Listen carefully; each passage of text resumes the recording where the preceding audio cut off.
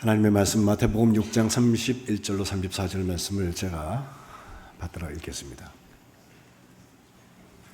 봉독합니다. 그러므로 염려하여 이르기를 무엇을 먹을까 무엇을 마실까 무엇을 입을까 하지 말라. 이는 다 이방인들이 구하는 것이라. 너희 하늘아버지께서 이 모든 것이 너희에게 있어야 할 줄을 아시느니라. 그런즉 너희는 먼저 그의 나라와 그의 의를 구하라. 그리하면 이 모든 것을 너희에게 더하시리라. 그러므로 내일 일을 위하여 염려하지 말라. 내일 일은 내일이 염려할 것이요 한날의 괴로움은 그날로 족하니라. 아멘. 이는 하나님의 말씀입니다. 오늘 주연절 첫 번째 주일을 맞아서 예배하시는 우리 만안의 식구들, 하나님께서 열어주신 2025년 복되게 하시고 또 이 예배 중에 은혜와 평강을 주시기를 축복합니다. 연말이면 송년 모임이 많이 있는데 어느 송년 모임에서 사회자가 거기 와 있는 사람들에게 종이 하나씩 다 나눠주면서 내년도에 목표한 거 한 가지씩을 쓰십시오. 그래갖고 다 제수를 받았어요. 하나씩 열어주면서 읽어주고 상품도 주고 다 같이 격려하는 박수도 하고 그랬습니다. 근데 많이 지나갔는데 한 사람이 중간에서 손을 버쩍 들면서 사회자님 그래요. 왜요? 그랬더니 하는 말이 왜 내 것만 안 읽어주냐고 기다렸던 모양이에요. 근데 목소리가 커가지고서 화난 소리처럼 들렸습니다. 진행자가 미안합니다. 앞으로 나오세요. 그래갖고 이름을 물어보고 그의 종이를 찾아갖고 읽었는데 거기 뭐라고 써있었는가 하면 새해에는 사소한 일로 화내지 말자. 그렇게 써놨더랍니다. 오늘이 2025년 두 번째 주일이죠. 10일쯤 좀 더 지났는데 사실 올해가 좀 탄핵 정국 또 제주항공 여객기 참사 이런 것 때문에 연말 바뀌는 시간이 굉장히 힘들었어요.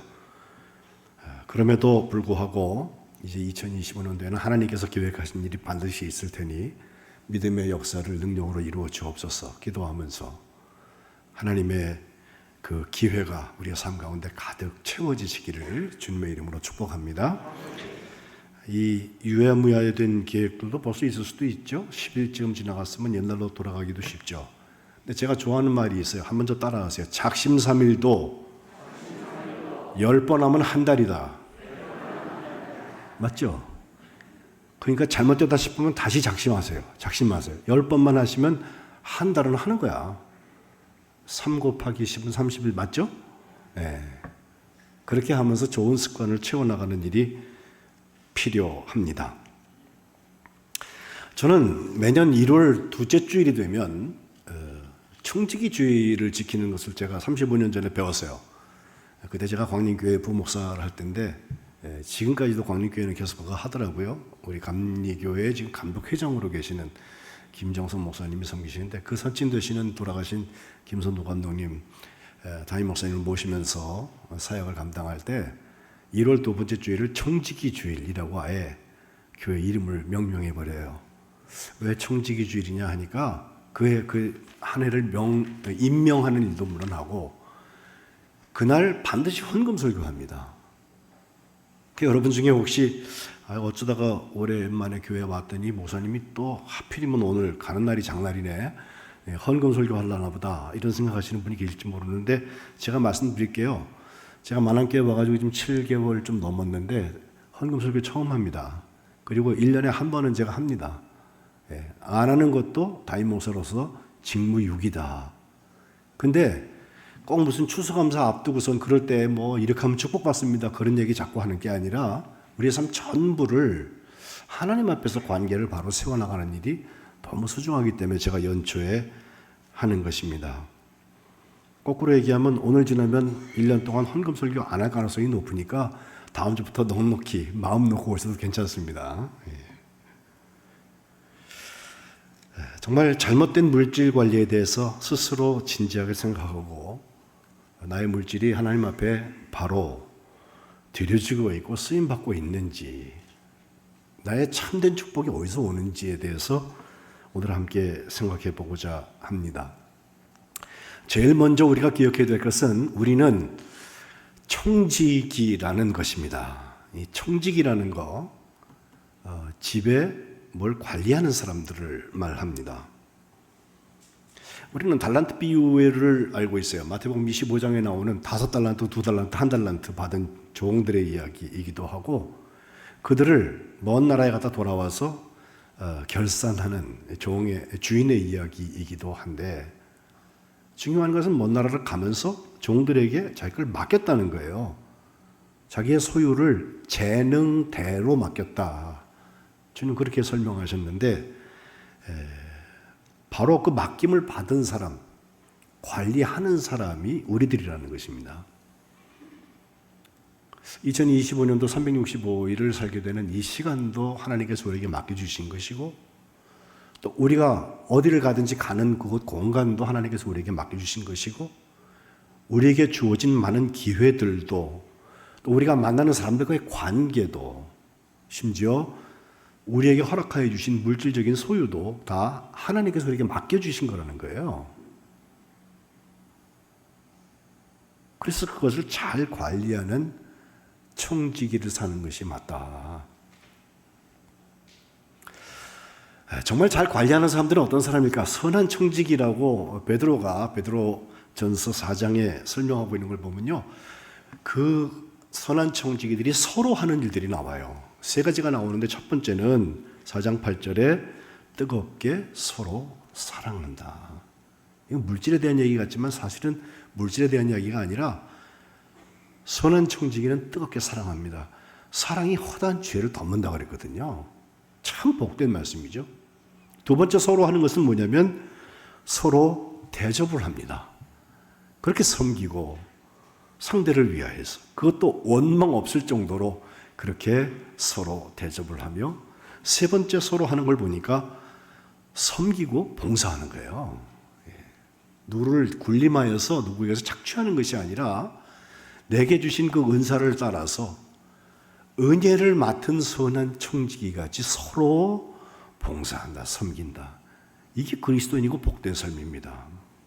결국 말을 해도 하나님의 말씀하는 것처럼 하고, 봉사를 할 때도 하나님께서 내게 힘 주셨으니까 하지, 겸손하게 하나님께 영광을 돌리는 삶을 산다는 말씀이죠. 11절에 이어지고 있습니다. 청지기, 우리가 청지기라는 사실을 기억하십시오. 내 인생은 나의 것이 아니라 하나님의 것입니다. 지금 LA에 큰 불이 나가지고 천문학적인 손해가 날 것이 예상이 되고 있는데, 거기 제가 여러 번 가봤어요. 그 할리우드라고 써있는 그 지역도 가보고, 굉장히 저택들, 큰 집들이고 굉장한 부자들이 살고 있는 동네인데, 그 베벌리 힐스를 비롯하여서 그쪽 지역에 저렇게 불이 나고 나니까 허망해. 저 집이 정말 아무도 거기 쳐들어갈 수 없을 정도로 그렇게 훌륭하고 부촌이기도 하고 그런 곳인데, 불이 한번 휙 쓸고 지나가니까요, 그냥 다 없어져 버리는 거예요. 우리가 알만한 셀럽들의 집들도 탔다고. 우리나라의 야구 선수 중에 박찬호 선수도 거기 집이 있었던 모양인데, 그것도 집이 타가지고 호텔에서 지금 있다고 그러잖아요. 사실 하나님의 청지기가 되었다는 게 뭘까? 오늘 마태복음 6장에 있는 말씀을 돌아와 보면, 산상수훈 5장, 6장, 7장 중에서 가운데인 6장인데, 거기 주님께서 구제와 기도와 금식에 대한 말씀을 쭉 가르치신 다음에, 조금 우리가 보통 생각하기 어려운 얘기 하나 하시는 것은, 너희 보물을 갖다가 하늘에다 쌓아두라 그랬어요. 이게 도대체 뭔 소린가? 그 하늘은요, 조물 먹거나 동록이 그 물에 물질을 해하지도 않고, 도둑이 구멍 뚫고 들어가고 도둑질 하지 못한다라고 하시면서, 내 보물이 있는 그곳에 내 마음이 있다 그러셨거든요. 우리의 마음이 하늘에 있는 사람은요, 하늘에 보물을 쌓는 게 무엇인지를 압니다. 말씀드린 대로 선한 청지기가 세상을 살면서도 세상 속에서 서로 뜨겁게 사랑하고, 서로 대접하기를 원망 없이 하고, 서로 봉사하고 섬기는 일에 앞장서는 것, 그게 하나님 보시기에 아름다운 청지기의 삶이라는 것입니다. 오늘 본문 앞에 있는 24절에도 한 사람이 두 주인을 섬길 수 없다. 이를 미워하고 저를 사랑하거나 이를 중히 여기고 저를 경히 여긴다 하면서 하나님과 재물을 겸하여서 섬기지 못한다. 양다리 못 걸친다는 거예요. 예? 선택의 순간이 우리에게 매 순간 찾아옵니다. 이 청지기의 물질 관리를 특별히 잘 나타내는 것 중에 하나가 염려라는 거예요. 염려. 예, 염려. 오늘 본문 앞에도 25절 목숨을 위하여 뭘 먹을까? 뭘 마실까? 또 몸을 위해서 무엇을 입을까? 염려하지 마라. 자, 목숨이 음식보다 중요하다. 몸이 의복보다 중요하다는 거예요. 음식도 중요하고 의복도 중요하지만 그보다는 목숨이 더 중요하고 몸이 있기 때문에 의복이 중요하다는 거예요. 염려의 결과로 27절에 보면 너희 중에 누가 그 키를 염려해갖고 키울 수 있는 사람이 있냐? 한 자라도 너 키울 수 있느냐? 염려한다고 키가 크지 않죠. 할 수 없는 것입니다. 그러니까 31절에 다시 한번 염려해서 하는 말, 뭘 먹어야 되나, 뭘 마셔야 되나, 뭘 입어야 되나 그 염려 속에 침잠하지 말라는 것입니다. 이건 다 이방인들이 구하는 것이다.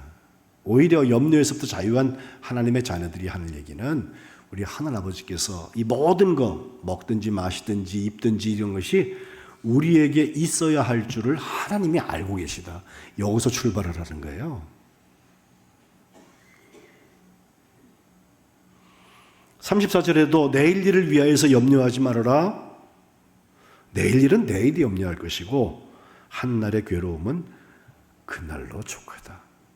오늘 괴로움도 많은데 내일 괴로움까지 당겨서 그것 때문에 염려하지 말라는 것입니다. 저는 그 달란트 받은 종들의 비유에서 마태복음 25장에 그 한 달란트 받은 종이 왜 한 달란트 그대로 가지고 왔을까? 그 24절과 25절에 보면요. 변명을 이렇게 해요. 주인이요. 당신은 엄한 사람이라서 심지 않은 데서 거두고 해치지 않은 데서 모은 걸 내가 알았습니다. 그래서 내가 두려웠다는 거예요. 이 두려움은 염려에서부터 나옵니다. 그래서 나가서 당신의 달란트를 가지고 일하지 않고 땅에 감추어 뒀습니다. 그리고 갖고 왔습니다. 당신의 것을 받으세요라고 말하거든요. 이것에 대해서 주인이 하는 말은 악하고 게으른 종이라고 말해요.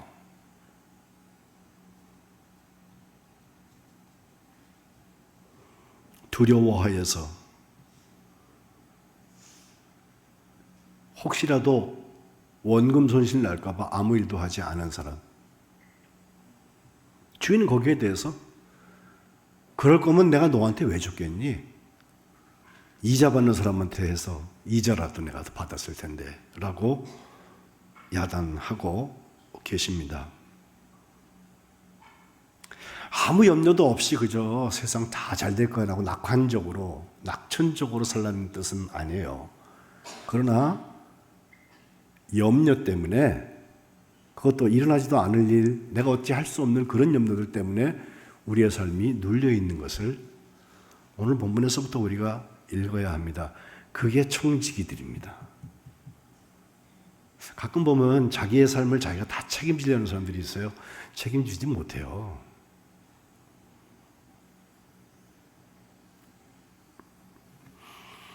부자와 가난한 사람의 차이가 뭘까? 염려하는 내용, 곧 관심이 달라요. 그 Rich Habits라고 그 부자들의 습관이라고 하는 책을 쓴 분이 계신데 아주 굉장한 경제적인 전문 지식을 가지고서 저희가 상담했던 수많은 부자들 그리고 또 가난한 사람들 223명, 128명을 그 상담한 다음에 그 결과 가지고서 저기다 썼다고 하는데 그걸 가만 보면요 관심이 다른 것 같아요. 여러분 혹시 비행기 타보시면요 앞쪽에는 그 비즈니스석이라고 비싼 비용을 내고 타는 그 자리가 있고 저 같은 사람 주로 뒤에 탑니다. 예, 이코노미. 보통 일반석을 타게 되잖아요. 이게 오래 가면 힘들고 그래요. 근데 힘들어서 그게 문제가 아니라 싼 비행기 타려고 저는 뒤에 앉지만 그 앞에 있는 사람과 뒤에 있는 사람, 제가 한 번 기회가 돼서 많이 타고 다닌다고 그래갖고 저 앞자리에 앉혀준 적이 있어요. 그래갖고 비행기표 바꿔 거기 앉아보니까 정말 좋더라고요. 자리도 누워지고 음식 서비스도 좋고 그래요. 근데 거기서 보니까 저 뒤에 있는 사람들하고 전혀 다른 게 있어요. 뒤에 있는 사람들은 앉자마자 그 앞에 있는 화면, 의자 뒤에 있는 거 그거 켜놓고 영화 보기 시작해요. 그리고 거기서 게임하고. 예? 근데 비즈니스석을 가보니까 거기 앉아있는 사람들은요 책을 읽어요. 뭐 계획표 하는 거 그거 그림 그리고 있고요. 일하고 있어요. 거기서도. 편하려고만 거기 앉는 게 아니더라고. 같은 시간을 날아가면서 그들이 쓰고 있는 시간 속에 관심이 다르다는 거예요. 이 토마스 콜이라는 사람이 쓴 얘기들 쭉 읽어보면 그 중에 전 맨 마지막 거 피드백에 귀 기울이기라고 하는데 관심을 가져요. 보세요. 우리가 이렇게 하면 사람들이 나를 어떻게 쳐다볼까, 나한테 뭐라고 반응할까에 대해서 부자들은 그 얘기를 듣는다는 거예요. 혹시 비판적인 소리가 나오더라도 듣는다는 거예요. 근데 가난한 사람들은요, 누가 뭐라고 그러면 어떡하지 그래서 안 해. 그리고 피드백을 누가 하면요, 도망가요. 들으려고 안 해요. 염려의 내용이 달라지는 것이 무엇입니까? 바로 그런 데서 나타나는 거예요. 또 물질에 대한 태도는 분명히 다릅니다. 잘 쓰는 말들 중에 부자에게는 돈이 따라간다고 그러고요. 가난한 사람들은 돈을 쫓아간다고 그러잖아요. 그죠?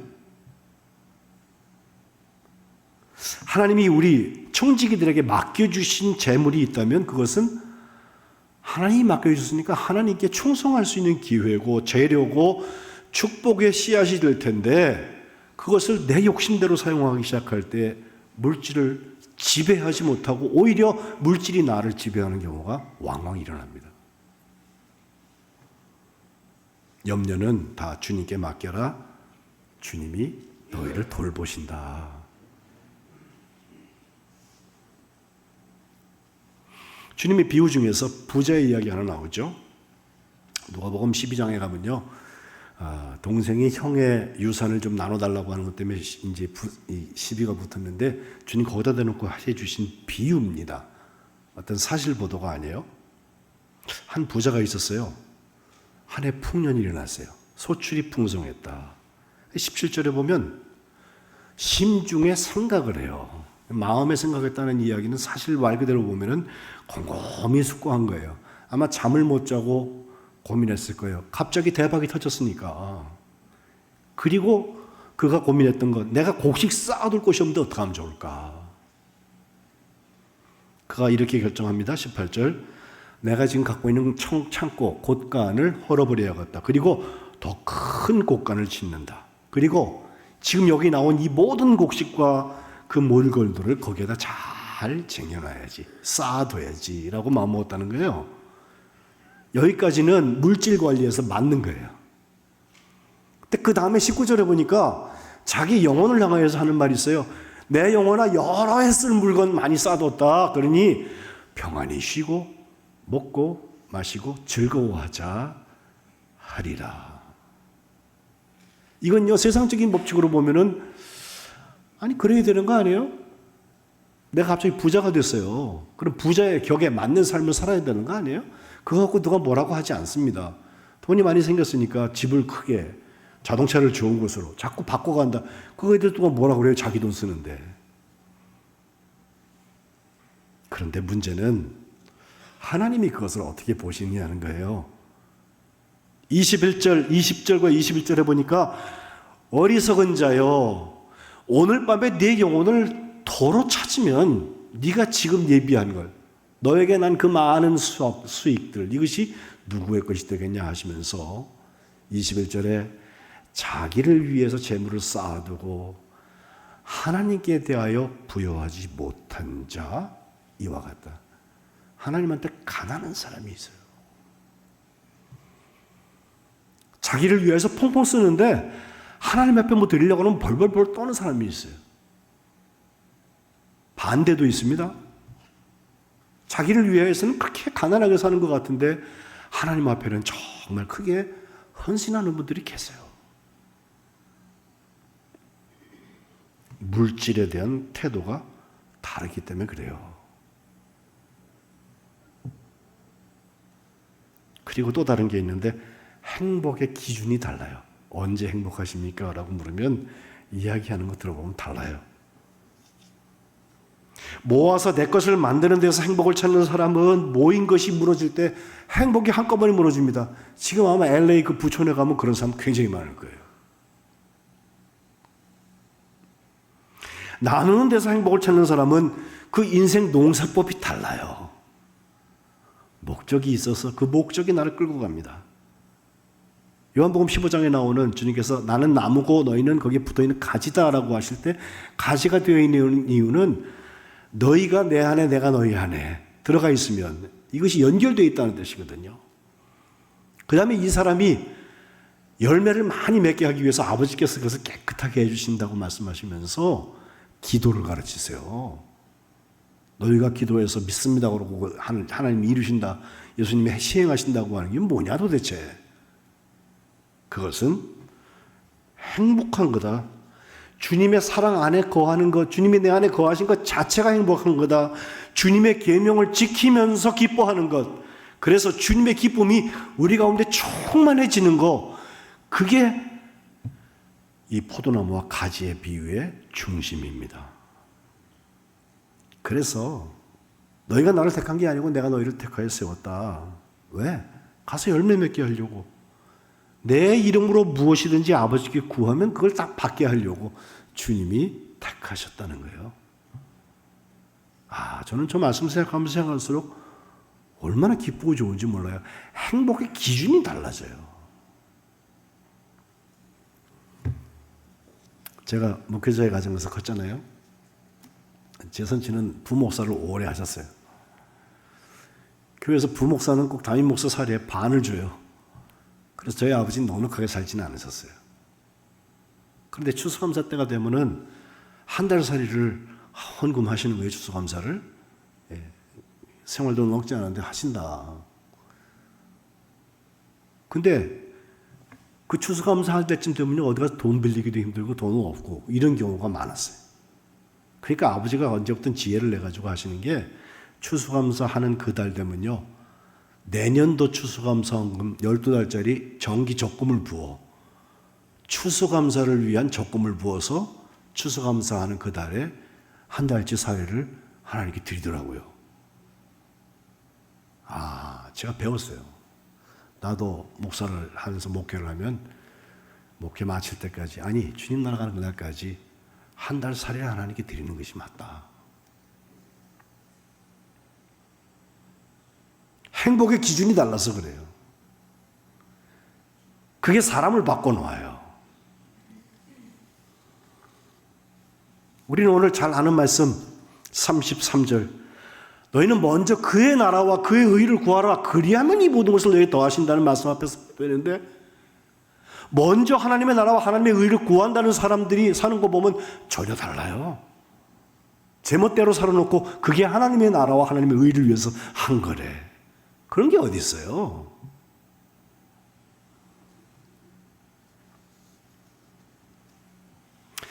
신명기 28장 축복된 말씀이 잔뜩 들어있는 말씀 곳이죠. 하도 복을 받는다 그러죠. 복을 해서 찌개라고 그래서 제가 찌개 끓는 소리 난다고 복을. 예. 실제로 신명기 28장을 보면요, 전부가 68절로 되어 있는데 14절까지 축복 복을 거려. 근데 15절부터 68절까지 무려 54절 동안은요, 축복에 대한 얘기가 아니에요. 잘못하면 이렇게 저주를 받는다 그러면서 더 힘들고 어려운 말씀이 몇 배나 더 많이 나와요. 그런데도 그 앞에 나오는 복을 하는 그 말씀만 봐도 마음이 후련해지고 밝아지고 기쁘지고 감사가 나타나게 되는데, 거기 나오는 얘기는 간단해요. 하나님의 말씀을 잘 듣고 행하라는 거예요. 그러면 10가지 축복이 나타난다고 하는데 제일 먼저 너를 모든 민족 위에 뛰어나게 하신다 그랬고요. 또 성읍에서도 복을 받고 들에서도 복을 받고 들어와도 복을 받고 나가도 복을 보기 시작해 이제부터. 그 다음에 세 번째는 너의 가정과 기업이 다 축복을 받는다. 또 네 번째는 전쟁이 일어났을 때 하나님께서 대신 싸워주세요. 그래서 대적들을 물리쳐 주신다. 한 길로 치러왔다가 7길로 도망간다. 생각만 해도 좋지 않아요? 다섯 번째는 거룩한 백성이 되게 하시는데 하나님의 명령을 지켜서 그 길로 행하는 사람을 거룩한 백성이라고 표현했습니다. 우리가 하나님의 이름이 우리를 위해서 불려지는 것 그걸 보고 믿지 않는 사람들이 보면요, 오히려 그들은 두려워할 것이라. 여섯 번째는 하나님께서 말 그대로 우리가 좋아하는 많아지는 거. 우리는 빨리빨리만 좋아하는 게 아니라 좀 더 풍요로웠으면, 좀 더 넉넉했으면 하는 생각 다 하잖아요. 많아지게 하신다. 그리고 일곱 번째는 12절에 하늘의 그 아름다운 보물 창고를 확 여셔갖고 네 손으로 하는 모든 일에 복을 주신다. 여기도 복을입니다. 여덟 번째는 많은 민족에게 꾸어줄지라도 너는 꾸지 않는다. 꾸어줄지라도 너는 꾸지 않는다. 채권자와 채무자의 관계를 한번 생각해 보십시오. 아홉 번째 13절에 너를 머리가 되게 하시고 꼬리가 되지 않게 하신다.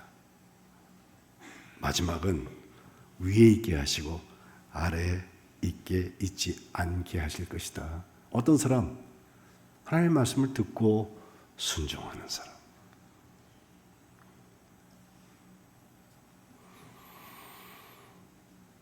저는 헌금에 대해서 우리 교우들에게 담임 목사로서 꼭 가르쳐야 되는 것이 물론 11조에 대한 거예요. 11조에 대해서 뭐 유튜브 열어보세요. 별의별 소리를 다 해요. 근데 저는 그 말이 그렇게 제게 아무리 알맞는 말을 한다 할지라도 제가 지금까지 살아온 삶의 원칙을 위배하게 하지 않아요. 열의 하나는 하나님 것으로 알고 드리러 왔던 것. 그것 때문에 하나님 저를 축복하신다고 믿어요. 말라기 3장 온전한 11조에 대한 얘기를 해요. 이걸 저는 어렸을 때는요, 야, 진짜 하나님 내게 주신 모든 것이 있으면은 어떻게든지 10%는 하나님께, 1%, 10%는 하나님께 드려야지. 열에 하나 구분하려고 그래가지고요, 자꾸 셈을 했어요. 예? 마치 세금 내는 것처럼. 근데 말라기 3장 잘 보시면요, 이것은 주님이 내게로 돌아와라. 나랑 같이 살자. 그 얘기하고 계신 거예요. 청지기가 주님께 돌아오는 사람. 그래서 너희의 온전한 11조를 창고에 들여서 나의 집에 양식이 있게 해라. 그곳으로 나를 시험해라. 성경에 하나님께서 나를 시험하라고 하신 말씀 여기 딱 한 군데 나와요. 그리고서 내가 하늘문을 열고 너희에게 복을 쌓을 곳이 없도록 붙는지 붙지 않는지 그 보라는 거예요. 야, 하나님이 굉장한 배팅을 우리에게 하고 계세요. 마치 주님께서 누가복음 6장 38절에 누르고 흔들어 넘치도록 하여 너에게 안겨준다 하는 말씀하신 부분과 비슷해요. 벼락 맞을 만큼 좋아요. 근데 여기 온전한 11조는 과연 뭐냐 말이에요. 저는 우리 만안교회 교우들이 온전한 11조의 주인공들이 되시기를 축복합니다. 하나님 옆에 자기가 알아요. 제가 여러분의 재산 상황을 어떻게 알아? 근데 이 온전하다는 말이 전부를 말해요. 전적으로 드리는 거예요. 모두 드리는 거예요. 마태복음 22장 37절에 내 마음을 다하고 목숨을 다하고 뜻을 다하여서 주 너의 하나님을 사랑하라. 이게 첫 번째 계명이라고 할 때 다 한다는 거 있죠. 그게 11조의 온전함이에요. 주님이 헌금하는 사람들을 이렇게 보고 계시다가 부자들이 금화를 던지는 것과 아주 가난한 과부가 랩돈 2개, 이건 조그만 동전인데 그걸 거기다가 조심스럽게 넣고 있는 것을 보고 계시다가 하신 말씀, 저 가난한 과부 헌금함에 넣고 있는 모든 사람보다 더 많이 넣었다 그러셨거든요. 왜? 저 사람들은 다 풍족한 중에서 넣었지만 이 과부는 그 가난한 중에서 자기 모든 소유, 곧 생활비 전부를 드렸다. 그 모든 소유, 생활비 전부라는 게 온전함이에요. 내가 하나님의 것이로구나.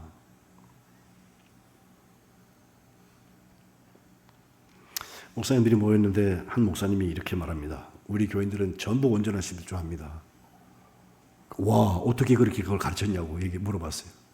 그분이 대답하기를 우리 교인들 중에서 10%는 자기가 하나님께 11조를 온전히 하고 나머지 90%는 하나님이 받아가십니다. 그러더래요. 네. 저는 생각이 많아요. 저는 우리 교인들이 정말 다 축복된 삶을 살았으면 좋겠어요. 네. 그래서 뭐 우리가 재정이 넘친다 그걸 얘기하는 게 아니에요. 여러분의 삶이 정말 건강하고 하나님이 정말 복되게 여기시고 하나님의 자녀들 중에서도 세움받는 사람들 그거 살았으면 좋겠어요. 축복의 통로가 되는 거.